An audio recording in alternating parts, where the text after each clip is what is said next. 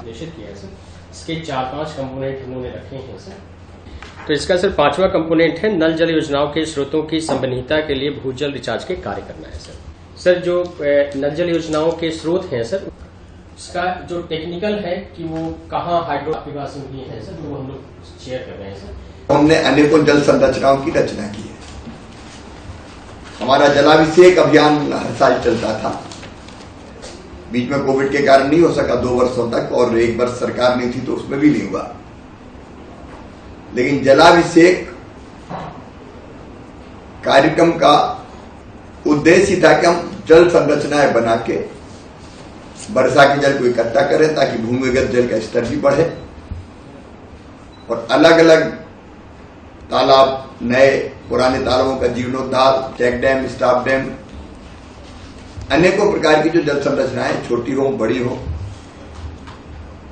नदियों को पुनर्जीवित करने का काम जन अभियान परिषद ने बड़े व्यापक पैमाने पर हाथ में लिया था, और कई जगह बहुत अच्छा काम हुआ था।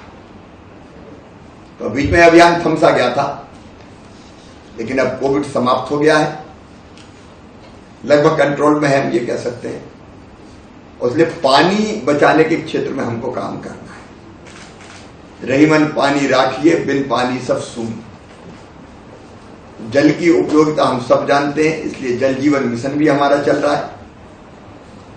और हैंडपंप के बजाय अब नल जल योजनाओं के माध्यम से घर में हर एक परिवार में टोटी वाला नल लगा के घर पे हम पीने का पानी दें। सिंचाई के हमारे अभियान चल ही रहे हैं। अभी भी हम लोगों ने टारगेट किया हुआ है 43 लाख हेक्टेयर से बढ़ के सिंचाई की क्षमता हमको 65 लाख हेक्टेयर करना है। तो एक तरफ हम पीने का पानी लोगों तक पहुंचा रहे हैं, दूसरी तरफ सिंचाई का रकबा बढ़ाते जा रहे हैं, लेकिन इसके लिए पानी तो चाहिए। और इसलिए वर्षा जल को भी कैसे संरक्षित करके हम रख पाए, उसके लिए हमको हर संभव उपाय करना है। और इसलिए हमारा जलाभिषेक एक हम फिर से सोच लें, रेन वाटर हार्वेस्टिंग के लिए हमने कुछ कानून नियम भी बनाए थे। जो नए मकान बने उनमें सिस्टम जरूरी है, विशेषकर कार्यालय और दूसरी चीजें, बिल्डर्स को हमने अनिवार्य किया था। और उसके साथ साथ शहरी क्षेत्रों में और विशेषकर ग्रामीण क्षेत्रों में हमारा जलाभिषेक अभियान चला के हम अप्रैल, मई और 15 जून तक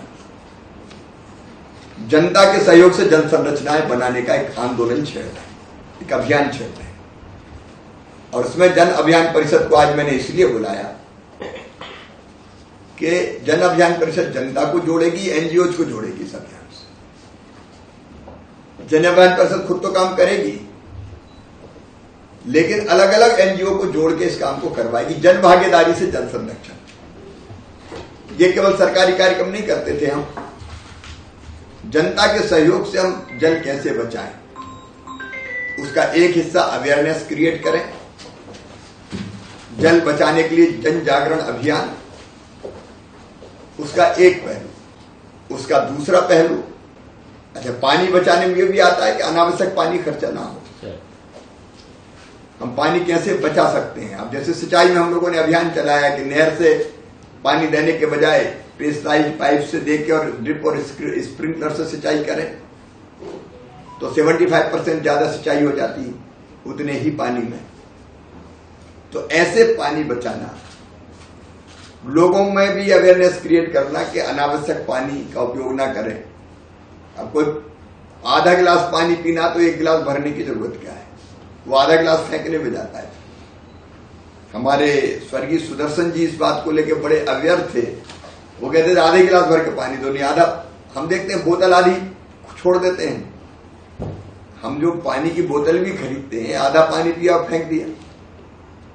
तो एक अवेयरनेस कैंपेन जन अभियान परिषद चलाए, लोगों को जागृत करे कि पानी ऐसे भी बचाइए। कम पानी में सिंचाई कैसे, जितना जरूरी उतने पानी से प्यास बुझाएं, फेंकें क्यों। तो एक ये पानी बचाने का काम, एक पानी संरक्षित करने का काम। उसके लिए वाटर बॉडीज हम बनाएंगे, जल संरचनाएं हम बनाएंगे। नदियों को और कैसे पुनर्जीवित कर सकते हैं उसका अभियान हम चलाएंगे। और आइडियल समय यही, क्योंकि फसल कटेगी तो हमारे पास पर्याप्त स्थान होंगे वाटर बॉडीज बनाने के। फॉरेस्ट डिपार्टमेंट के साथ मिलके हम फॉरेस्ट एरिया में भी चेक डैम, स्टॉप डैम बनाने का अभियान चलाएं। तो ये हमें करना है, इसका एक हिस्सा ये है। दूसरा हिस्सा हमारा शुरू होता है जब वर्षा शुरू हो जाती तब वृक्षारोपण का अभियान, क्योंकि वर्षा जल को संरक्षित करना तो वृक्ष भी जरूरी है।